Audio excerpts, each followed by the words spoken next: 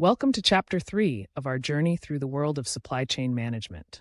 In the last chapter, we focused on forecasting, predicting what customers will want. But now comes the next big question. How do we make sure we can actually deliver it? That's what supply chain planning is all about. When we talk about planning in supply chain management, we're referring to the process of determining how best to satisfy customer demand while using company resources efficiently. Think of it as translating a wish list from sales into an actionable roadmap for operations, finance, and logistics.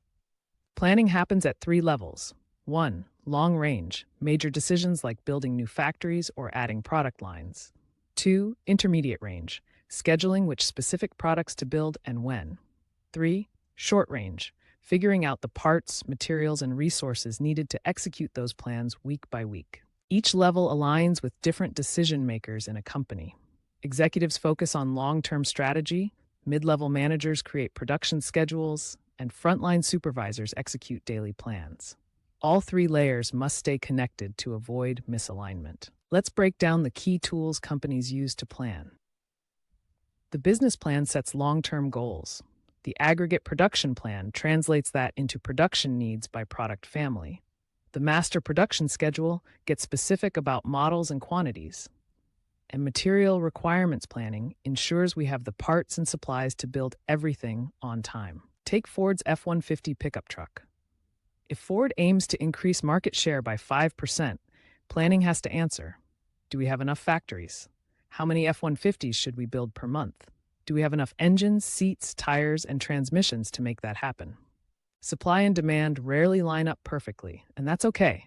Companies use various levers to balance the two. On the demand side, promotions, pricing strategies, or even back orders. On the supply side, building inventory in advance, adding shifts, or outsourcing production. Sales and operations planning is the glue that holds everything together.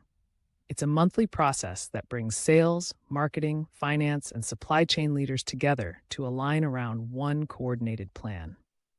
If the plan calls for a new factory or scaling back production, this is where those decisions get made. The Master Production Schedule, or MPS, drills down into specifics.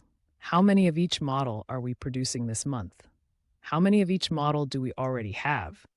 How much can we promise to new customers? Companies also need to decide how to pace their production. The level strategy keeps production steady, which simplifies labor but may build up inventory. The chase strategy varies production with demand, minimizing inventory but requiring flexible staffing. A hybrid strategy balances both, a steady base plus overtime or subcontracting to manage fluctuations. So why does all this matter? Because how a company plans determines how well it can compete. Efficient planning means lower costs, better customer service, and more profitability. It's where strategic intent becomes operational reality. As we dive deeper into Chapter 3, think about your favorite brand or product, and imagine the planning behind getting it into your hands. From forecasting demand to making sure each part is available on time, it all comes down to smart, synchronized planning. Let's explore how supply chain professionals make that happen.